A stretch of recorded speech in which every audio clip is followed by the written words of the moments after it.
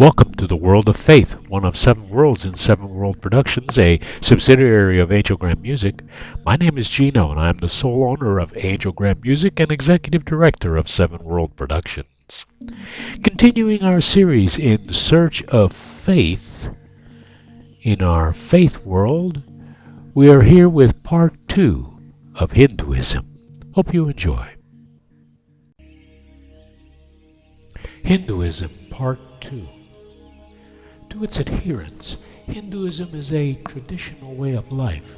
Many practitioners refer to the orthodox form of Hinduism as Sanatana Dharma, the eternal law or the eternal way. Hindus regard Hinduism to be thousands of years old.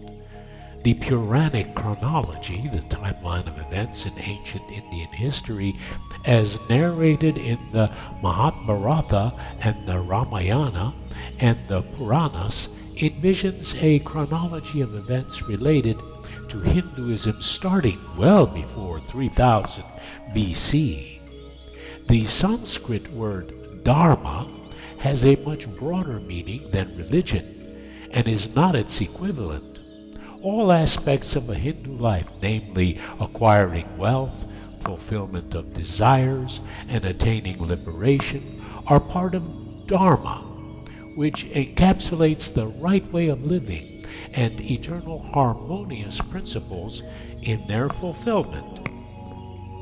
According to the editors of the Encyclopedia Britannica, Sanatana Dharma historically referred to the eternal duties religiously ordained in Hinduism.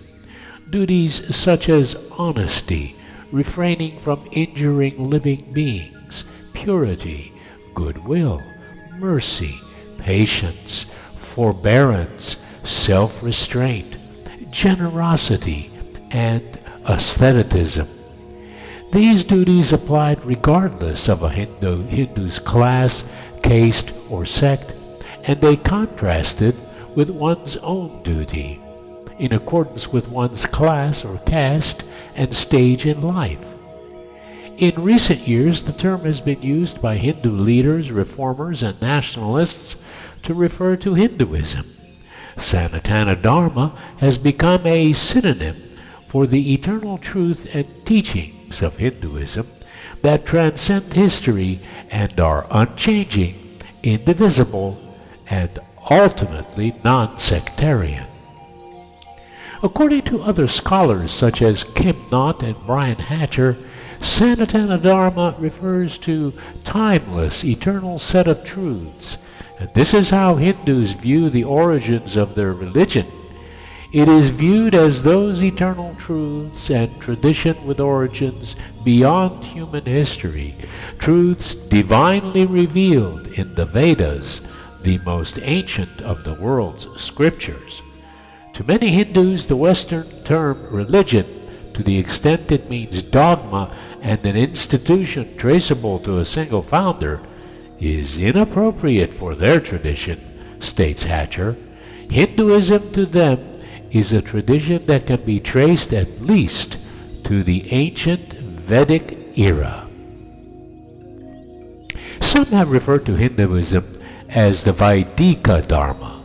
The word Vaidika in Sanskrit means derived from or conformable to the Veda or relating to the Veda. Traditional scholars employed the terms Vaidika and Avaidika, those who accept the Vedas as a source of authoritative knowledge and those who do not, to differentiate various Indian schools from Jainism, Buddhism, and Charvaka. According to Klaus Klostermaier, the term Vaidika Dharma is the earliest self-designation of Hinduism. According to Arvind Sharma, the historical evidence suggests that the Hindus were referring to their religion by the term Vaidika Dharma, or a variant thereof, by the 4th century AD. According to Brian K. Smith, it is debatable at the very least as to whether the term Vaidika Dharma cannot, with the proper concessions to historical, cultural, and ideological specificity, be comparable to and translated as Hinduism or Hindu religion. According to Alexis Sanderson, the early Sanskrit texts differentiate between Vaidika, Vaishnava, Shaiva, Shakta, Suara, Buddhist, and Jaina traditions. However, the late first millennium CE Indic consensus had indeed come to conceptualize a complex entity corresponding to Hinduism as opposed to Buddhism, excluding only certain forms of anatomian from its fold. Some in the Mimamsa school of Hindu philosophy considered the Agamas, such as the Pankaratrika, to be invalid because it did not conform to the Vedas. Some Kashmiri scholars rejected the esoteric tantric traditions to be a part of Vaidika Dharma. The Antimarga Shaivism ascetic tradition, datable to about 500 AD, challenged the Vaidika frame and insisted that their agamas and practices were not only valid, they were superior than those of the Vaidikas. However, adds Sanderson, this Shaiva ascetic tradition viewed themselves as being genuinely true to the Vedic tradition and held unanimously that the Shruti and the Smriti of Brahmanism are universally and uniquely valid in their own sphere. The term Vaidika Dharma means a code of practice that is based on the Vedas, but it is unclear what based on the Vedas really implies. The Vaidika Dharma, or Vedic way of life, does not mean Hinduism is necessarily religious, or that Hindus have a universally accepted conventional or institutional meaning for that term. To many, it is as much a cultural term. Many Hindus do not have a copy of the Vedas, nor have they ever seen or personally read parts of a Veda like a Christian might relate to the Bible or a Muslim might to the Quran. Yet, this does not mean that their Hindu's whole life's orientation cannot be traced to the Vedas, or that it does not in some way derive from it. Though many religious Hindus implicitly acknowledge the authority of the Vedas, this acknowledgement is often no more than a declaration that someone considers himself or herself a Hindu, and most Indians today pay lip service to the Veda and have no regard for the contents of the text. Some Hindus challenge the authority of the Vedas, thereby implicitly acknowledging its importance to the history of Hinduism. Beginning in the 19th century, Indian modernists reasserted Hinduism as a major asset of Indian civilization, meanwhile purifying Hinduism from its tantric elements and elevating the Vedic elements. Western stereotypes were reversed, emphasizing the universal aspects and introducing modern approaches of social problems. This approach had a great appeal not only in India but also in the West. Major representatives of Hindu modernism are Raja Ramohan Roy, Vivekananda Sarvepalli Radhakrishnan, and Mahatma Gandhi. He was a major influence on Swami Vivekananda, who, according to Flood, was a figure of great importance in the development of modern Hindu self-understanding and in formulating the West's view of Hinduism. Central to his philosophy is the idea that the divine exists in all beings, that all human beings can achieve union with this innate divinity, and that seeing this divine as the essence of others will further love and social harmony. There is an essential unity to Hinduism which underlies the diversity of its many forms. One isn't generally accepted by most English-speaking middle-class Hindus today.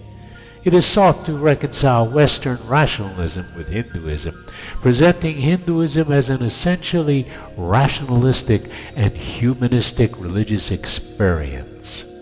This global Hinduism has a worldwide appeal, transcending national boundaries, becoming a world religion alongside Christianity, Islam, and Buddhism, both for the Hindu diaspora communities and for Westerners who are attracted to non-Western cultures and religions. It emphasizes universal spiritual values such as social justice, peace, and the spiritual transformation of humanity.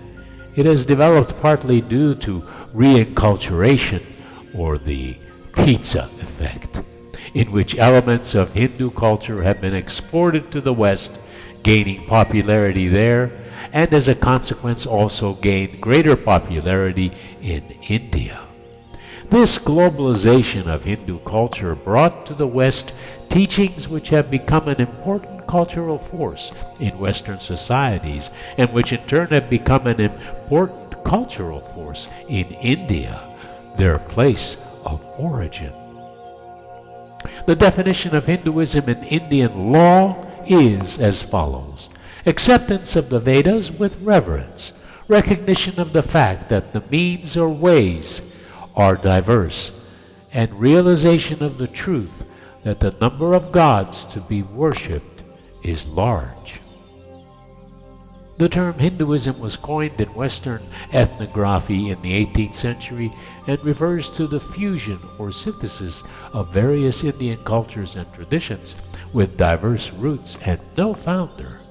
This Hindu synthesis emerged after the Vedic period between 500 and 200 BC, in the period of the second urbanization, and the early classical period of Hinduism, when the epics and the first Puranas were composed. It flourished in the medieval period with the decline of Buddhism in India. Hinduism's tolerance to variations in belief and its broad range of traditions make it difficult to define as a religion according to traditional Western conceptions.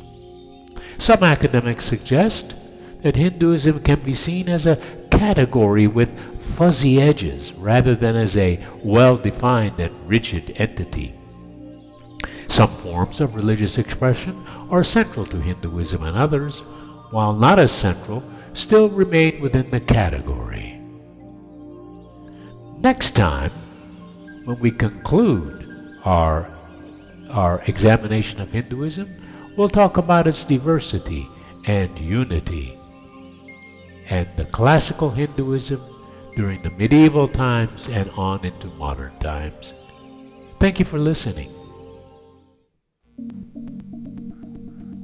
If you like this episode, click like and leave comments so that we can discuss this further. Also, if you'd like, please subscribe, and that way you'll receive email notifications of future episodes in this world and other worlds. Try out our other worlds, the wonderful world of art, the world of books, the world of food, the world of family, the world of games, and the world of music. Go and be inspired.